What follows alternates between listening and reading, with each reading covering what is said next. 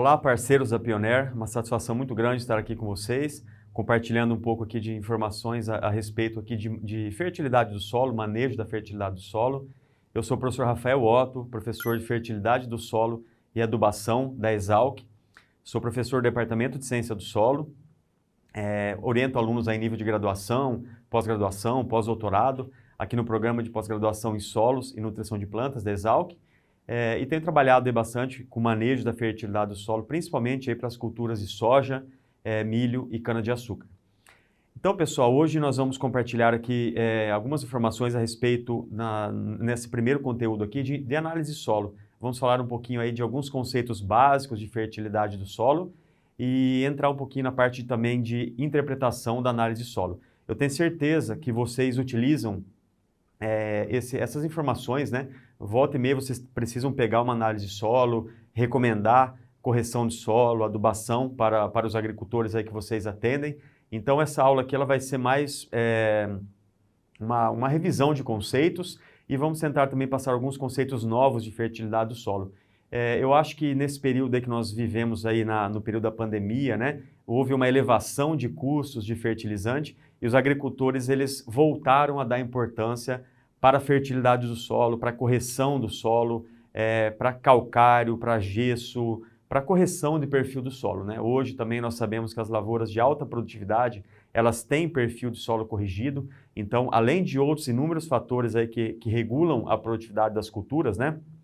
Variedade, material genético, clima, balanço hídrico, temperatura, nós temos também o solo, né? O perfil de solo representando uma boa parcela da produtividade das culturas. Então é isso que nós vamos falar aqui nessa aula, revisitar aí conceitos de fertilidade do solo, para depois a gente entrar na parte de adubação das culturas, tá bom? Então vamos lá, o objetivo dessa aula aqui é revisar conceitos aí de fertilidade do solo e interpretação da análise de solo. Aqui está o meu contato, meu e-mail, caso você precise entrar em contato, estamos à disposição aí, tá bom? Vamos lá então. Vamos começar aí com a definição de CTC do solo, tá? Talvez da análise de solo ali é mais difícil da gente entender, né? Não é cálcio, não é magnésio, não é potássio, é a CTC do solo. O que é a CTC do solo que vai estar ali na análise de solo, né? A CTC do solo é a capacidade de troca catiônica dos solos, nada mais é do que a capacidade do solo em reter cátions trocáveis, cálcio, magnésio, potássio, alumínio, né? No solo. A CTC nada mais é do que a quantidade de cargas negativas dos colóides do solo, tá? Nada mais é, então, do que a quantidade de carga negativa que o solo tem, e essas cargas negativas conseguem aí reter ou adsorver, né, com D, né, adsorver os cátions trocáveis do solo. E essa carga negativa, ela é proveniente do quê? De dois componentes do solo, da argila, da fração argila do solo e da fração matéria orgânica, tá? A areia e silt, que é outro componente do solo, elas não têm capacidade de gerar carga, por definição, né? Então, areia e silt são componentes importantes aí do solo, mas elas não geram carga. Quem gera carga no solo é a argila e a matéria orgânica. E sendo que a matéria orgânica é a principal fonte de cargas negativas dos solos, incluindo solos tropicais, tá?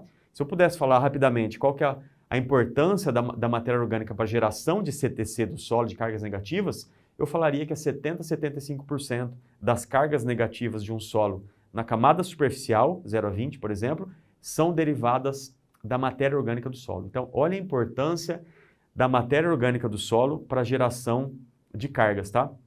Mesmo se eu considerar, por exemplo, que a matéria orgânica, um solo tem 2, 3, 1,5, 2, 2,5, 3% de matéria orgânica. Então, mesmo uma pequena porcentagem de matéria orgânica, comparado a um solo que tem 40%, 50%, 60% de argila, mesmo assim, a matéria orgânica vai ser responsável aí por mais de 70% da geração de carga. Por isso que os agricultores, né, eles precisam cuidar muito bem do manejo deles para não oxidar, não queimar matéria orgânica do solo, tá? Porque uma pequena porcentagem de matéria orgânica representa muito em termos de carga, tá?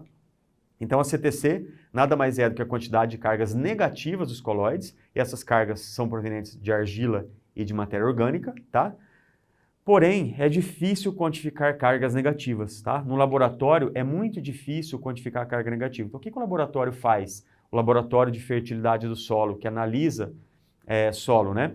Ele estima a CTC a partir da quantidade de cátions presentes na análise de solo. Então, já que o laboratório não consegue medir carga negativa, propriamente dito, ele fala o seguinte: bem, eu já analisei cálcio, já analisei magnésio, já analisei potássio e já analisei hidrogênio mais alumínio, então eu vou somar esses 5 componentes aí que dão uma estimativa da minha quantidade de carga negativa, entenderam? Então, o laboratório de análise de solo, ele indiretamente, ele estima a CTC do solo, tá? E aí ele faz isso de 2 formas. Então, a CTC tem 2 tipos de CTC, tá? A CTC efetiva ou CTC ao pH natural do solo, que é a soma de cálcio, magnésio, potássio e alumínio, não inclui o hidrogênio, tá? Cálcio, magnésio, potássio e alumínio é a CTC efetiva, que a gente na prática não utiliza muito, tá? Não se preocupem muito com ela, que no dia a dia a gente acaba usando muito mais a outra, que eu vou falar agora, que é a CTC potencial. É aquela que a gente utiliza para recomendar calagem, gessagem e tudo mais.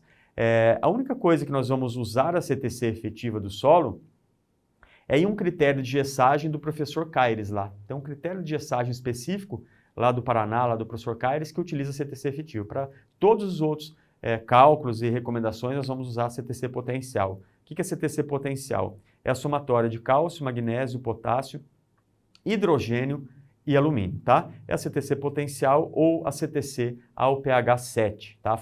Convencionou-se analisar a CTC potencial a pH 7 ou 7.2. Aqui no Brasil, a pH 7, tá? Então vamos lá, tem um desenho aqui, ó, tem 2 desenhos, eu vou colocar os 2 aqui de cara, né? O que é CTC potencial? É a quantidade de cargas negativas, esse sinalzinho aqui são cargas negativas que o meu solo tem, medidas em uma solução SMP tamponada a pH 7. Então eu adiciono no meu solo uma solução tamponada que vai manter o meu pH a 7 e aí sim eu vou quantificar a quantidade aí de cargas negativas do meu solo ou o somatório aí de cálcio, magnésio, potássio, hidrogênio mais alumínio, tá? Na verdade, o hidrogênio mais alumínio ele é quantificado nessa solução SMP. Aí eu somo cálcio, magnésio, potássio e esse hidrogênio e alumínio, eu tenho a minha CTC potencial, que ela, o que quer dizer a CTC potencial? É a quantidade teórica aí que eu tenho de carga negativa, né, de capacidade de troca de cátions, caso a CTC do meu solo, o pH do meu solo, for elevado a 7, tá? Então, por que fizeram isso? A gente sabe que o nosso pH não vai ter, o nosso solo não vai ter pH 7, mas por que tiveram que convencionou-se a elevar pH 7? Para eu poder comparar solos. Por exemplo, solo do Paraná, solo do Rio Grande do Sul, solo do Mato Grosso, de Goiás, Mato Grosso do Sul, São Paulo, né? Então, vamos elevar todo mundo para 7, porque daí eu quantifico o potencial de geração de cargas de todos os solos. Aí eu posso comparar todo mundo, tá? Então, CTC potencial, essa parte da figura aqui, e do meu lado direito aqui, CTC efetiva, que é o pH natural do solo. Por que a CTC efetiva ela é menor do que a CTC potencial? Porque eu não aumentei pH.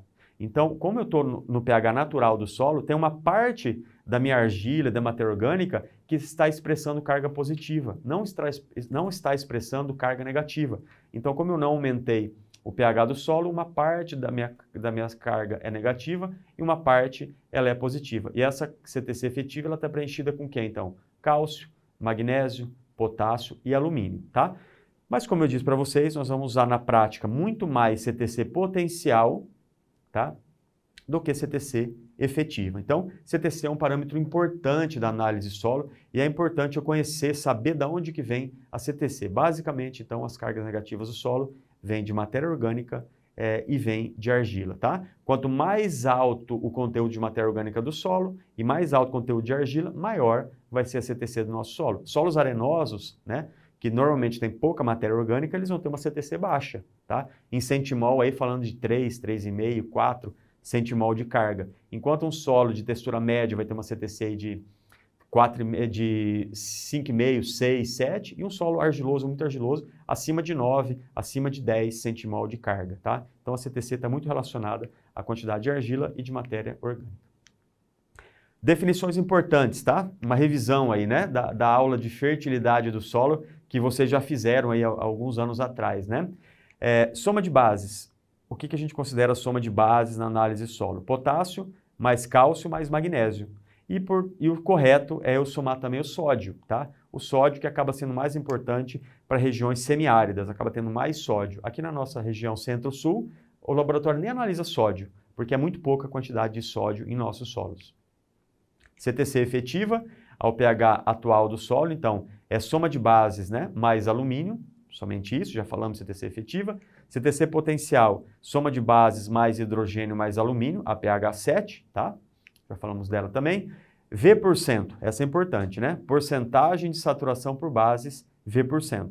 V% é igual soma de bases vezes 100 dividido pela CTC potencial, tá? Então, do meu total de cargas negativas que o meu solo tem, quanto dessas cargas estão ocupadas por cátions trocáveis, tá? Ou por bases, cálcio, magnésio e potássio, tá bom? Então essa é a definição de V%. E também, né, tem duas definições importantes aí, solos eutróficos e solos distróficos. Quando o V% é maior do que 50% no horizonte B do solo, nós chamamos esse solo de solo eutrófico. Quando o V% é menor do que 50%, são solos distróficos, tá? Isso é para fins de classificação de solo mesmo, tá? Então, é sempre no horizonte B, em subsuperfície, tá? Na camada superficial, normalmente, nosso solo vai ter V% acima de 50%. Mas para saber se esse solo meu, ele realmente é eutrófico ou não, eu preciso olhar lá embaixo, no horizonte B, tá bom? Horizonte diagnóstico. E M%, ou porcentagem de saturação de alumínio, é outro parâmetro importante, tá? M% é igual o teor de alumínio vezes 100 dividido pela CTC efetiva, tá? Então, ponto importante, pessoal, não é dividido pela CTC potencial, é dividido pela CTC efetiva, que está uma das poucas vezes que a gente acaba usando a CTC efetiva. Então, M%, alumínio vezes 100 dividido por CTC efetiva, tá? Acidez do solo. Outra coisa em parte importante de uma análise solo são os componentes de acidez, tá? Alumínio, hidrogênio mais alumínio, pH, tá? Então, vamos falar um pouco de componentes da acidez. Como que a gente divide a acidez do nosso solo? Nós temos acidez ativa, acidez trocável e acidez não trocável. A soma da trocável e da não trocável é a acidez potencial do meu solo, tá? Que está relacionada a poder tampão do solo.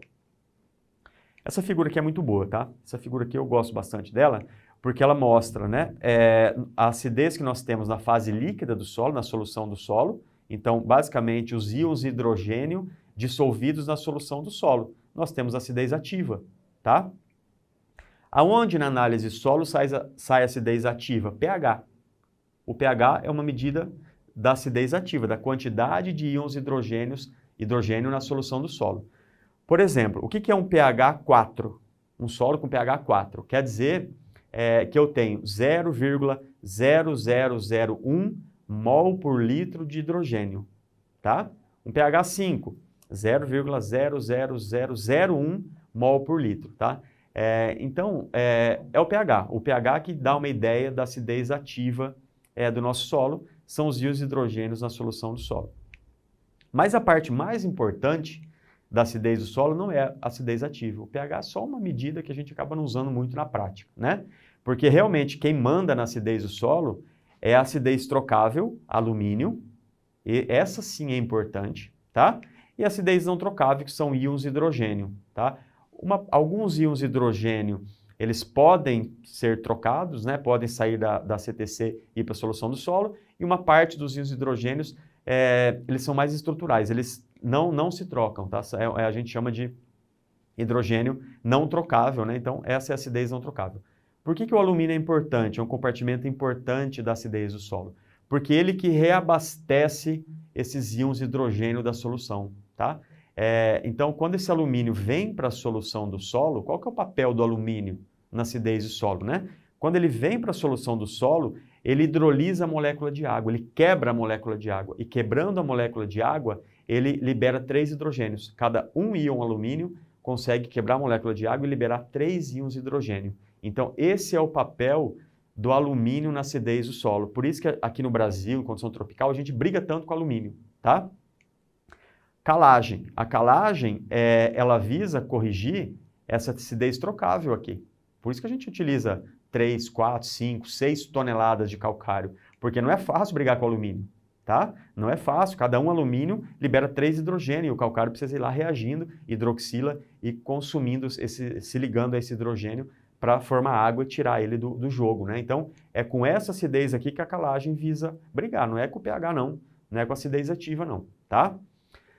Bem, então a acidez ativa ela é medida através do pH, acidez trocável, o alumínio trocável, que sai na análise solo, Al3+, e acidez não trocável é o hidrogênio ligado por ligação covalente, aquele hidrogênio que não troca, né?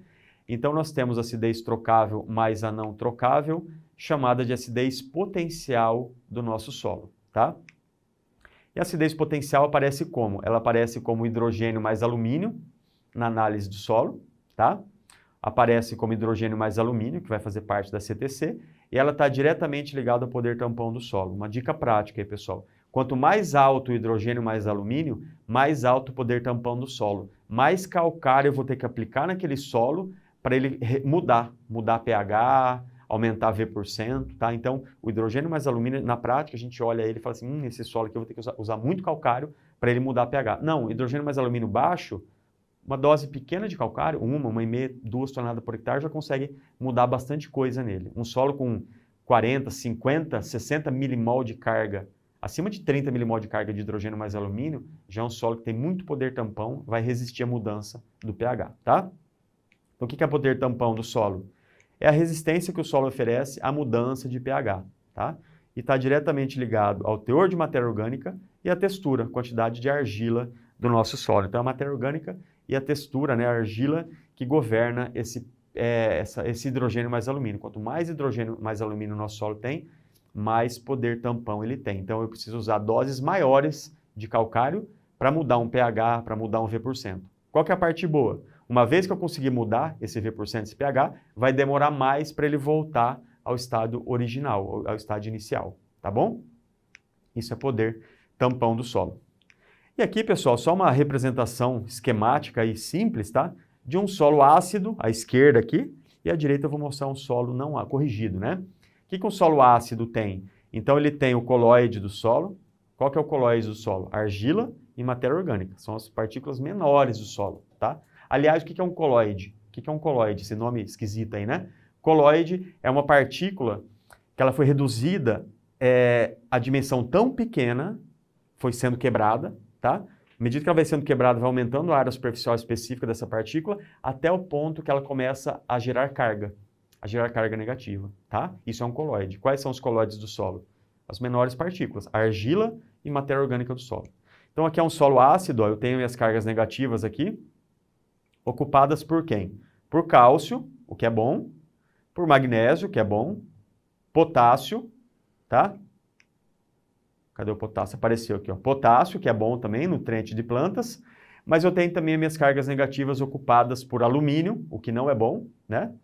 Ele afeta o crescimento radicular, e hidrogênio, tá? Isso é um solo ácido. Aí eu vou lá, aplico o calcário dissocia, libera hidroxila, hidroxila vai lá e consome íons H+, tá? E aí eu consigo melhorar esse solo. Agora, à direita aqui eu tenho um solo com pH corrigido, tá? Eu tenho um pouquinho de hidrogênio, aquele hidrogênio não trocável, que não sai, mesmo com a calagem, não sai. Por isso que a gente não consegue nunca chegar a V%, 100%, porque sempre eu vou ter um pouco de hidrogênio ali ocupando essas cargas negativas aqui.